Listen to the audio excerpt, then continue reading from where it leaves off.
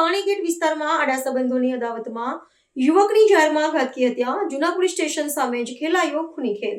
વડોદરા શહેરના સંવેદનશીલ ગણાતા પાણીગેટ વિસ્તારમાં જૂના પોલીસ સ્ટેશનની બરાબર સામે ગઈકાલે રાત્રે એક હચમચાવી દેનારી લોહિયાળ ઘટના બની હતી. પ્રાપ્ત વિગત અનુસાર વિશાલ કહાર નામના શખ્સે જાહેરમાં મોહમ્મદ હુસૈન ઝુલ્ફિકાર અલી સૈયદ પર તીક્ષ્ણ હથિયાર વડે જીવલેણ હુમલો કર્યો હતો. હુમલો એટલો ભયાનક હતો કે આરોપીએ યુવકના પેટના ભાગે ઉપરા ઝપડી ઘા ઝીકી દેતા તેના આંતરડા શરીરની બહાર નીકળી ગયા હતા. લોહીલુહાણ હાલતમાં પડેલા મોહમ્મદ હુસૈનને સ્થાનિકોએ તાત્કાલિક 108 એમ્બ્યુલન્સ મારફતે સારવાર અર્થે સયાજી હોસ્પિટલ ખસેડ્યો હતો, જ્યારે હુમલાખોર વિશાલ કહાર ઘટના સ્થળેથી ફરાર થઈ ગયો હતો. પ્રાથમિક પોલીસ તપાસમાં હત્યા પાછળ પ્રેમ પ્રકરણ અને આડા સંબંધો કારણભૂત હોવાનું બહાર આવ્યું છે.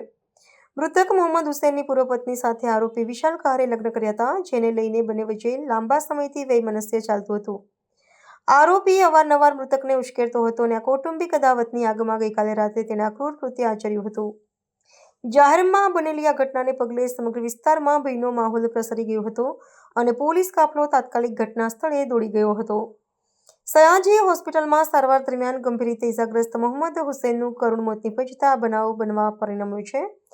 બનાવની ગંભીરતાને ધ્યાનમાં રાખીને ઉચ્ચ પોલીસ અધિકારીઓએ સ્થળ નિરીક્ષણ કર્યું હતું અને વિસ્તારમાં કોઈ અનિચ્છનીય બનાવ ન બને તે માટે ચુસ્ત પોલીસ બંદોબસ્ત ગોઠવી દેવામાં આવ્યો છે.